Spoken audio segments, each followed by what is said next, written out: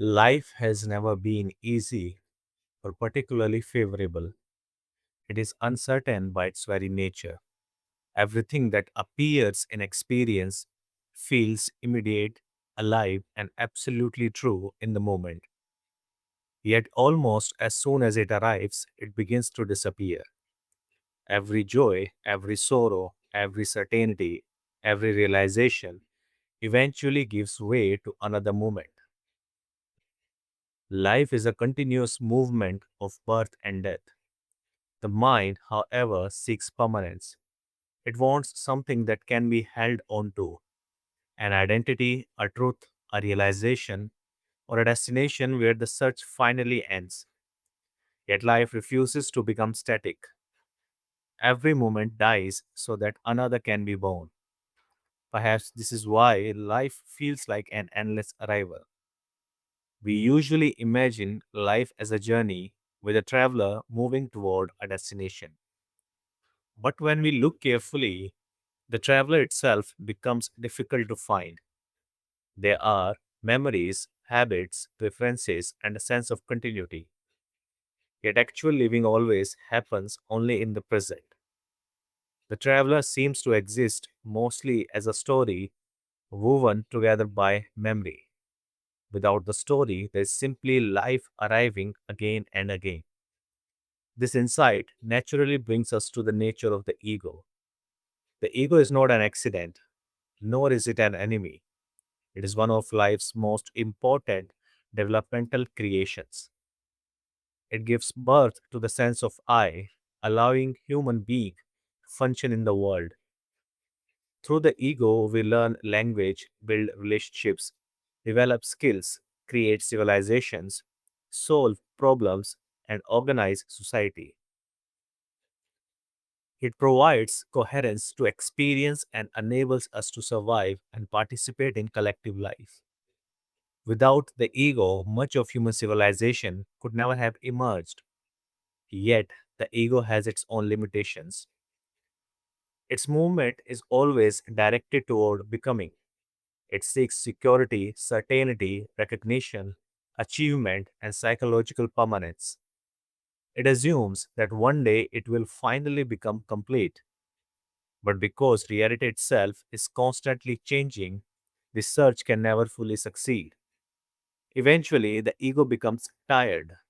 Its tiredness is not simply the result of failure, but the recognition, whether conscious or unconscious, that it is attempting something impossible.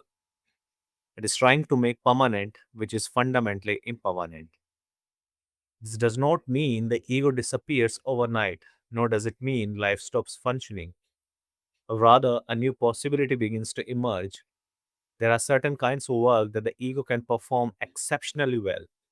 It can build businesses, write books, learn science, create technology, organize societies, and pursue long term goals. These require memory, planning, discipline, and sustained effort. Life itself demonstrates that genuine growth through time exists.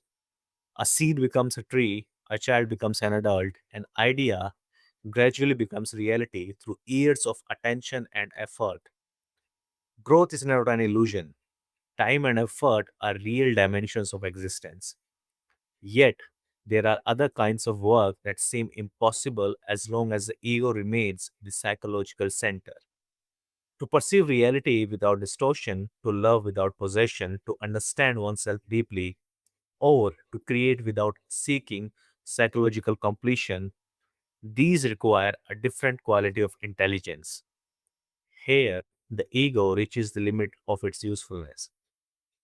It is not that something magical replaces the ego. Rather, action is no longer driven primarily by the need to strengthen or defend the sense of I. The functional self remains, memory remains, language remains, skill remains, but the psychological center begins to lose its authority. The journey continues, but without the burden of constantly maintaining a traveler. Perhaps this points toward different ways in which human beings live. Most people function primarily through the ego. Their perception and action revolve around the psychological self. Their lives are naturally oriented toward achievement, security, recognition, and identity. This is not wrong, it is an essential stage in a human development. Some people begin to function through both the ego and a deeper intelligence. The ego still performs its practical functions, but there are moments when action arises from direct perception rather than personal ambition. There's an ongoing movement between identification and freedom. Then there may be rare individuals whose lives are no longer psychological centered in the ego. The functional self continues to operate, but action arises from a deeper intelligence that's not organized around becoming somebody. Work still happens, creation still happens, relationships still happen, yet there is a little or no psychological ownership over them. These should not be understood as a rigid categories or as a measures of superiority. They are simply different ways in which consciousness may express itself.